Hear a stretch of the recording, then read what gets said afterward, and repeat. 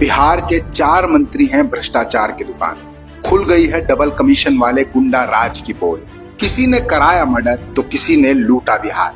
Vote चोर निकले बिहार के संसाधन चोर। बिहार के 4 बड़े मंत्री बिहार के 4 बड़े चोर निकले। अशोक चौधरी, सम्राट चौधरी, मंगल पांडे और दिलीप जायसवाल। बिहार का दुर्भाग्य है कि ऐसे भ्रष्ट और झूठे नेता बिहार को नसीब में मिले, जिन्होंने बिहार को बर्बाद करने में कोई कसर नहीं छोड़ी। अशोक चौधरी पर आरोप है कि उन्होंने सरकारी ठेकों में एक व्यवस्थित कमीशन रैकेट खड़ा किया। पिछले 8 महीनों में 20,000 करोड़ से ज्यादा के कॉन्ट्रैक्ट्स जारी हुए, जिनमें उन्होंने हर ठेके पर 5% कमीशन लिया। ठेका मिलने के वक्त और फंड रिलीज होने के वक्त दोनों बार, यानी कमीशन की मार 2 बार। यही नहीं, मानव वैभव विकास ट्रस्ट के नाम पर करोड़ों की प्रॉपर्टी खरीदी गई। बैंक ट्रांजैक्शन बताते हैं कि अनीता कुणाल के खाते से अशोक चौधरी की पत्नी के खाते में लगातार पैसे जाते रहे और विक्रम पटना की जमीन पहले पीए योगेंद्र दत्त के नाम खरीदी गई और बाद में बेटी शांभवी के नाम ट्रांसफर कर दी गई, वो भी बेहद आंशिक भुगतान के साथ। सम्राट चौधरी ने तो सुप्रीम कोर्ट के सामने ही गलत दस्तावेज पेश कर दिए।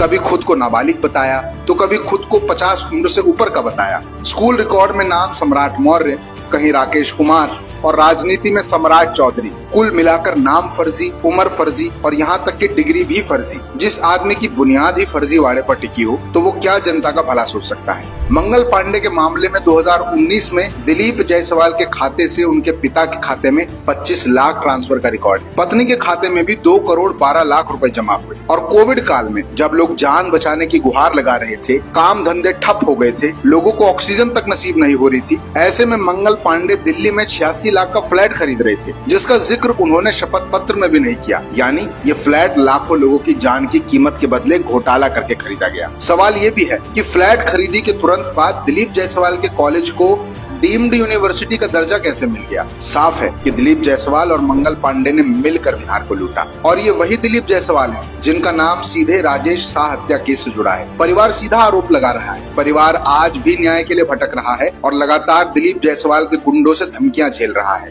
बिहार के इन गुंडों, चोरों और माफिया मंत्रियों का सफाया करने का वक्त आ गया है। अगर आज इन्हें गद्दी से नहीं उतारा तो कल ये आपका घर भी बेच खाएंगे।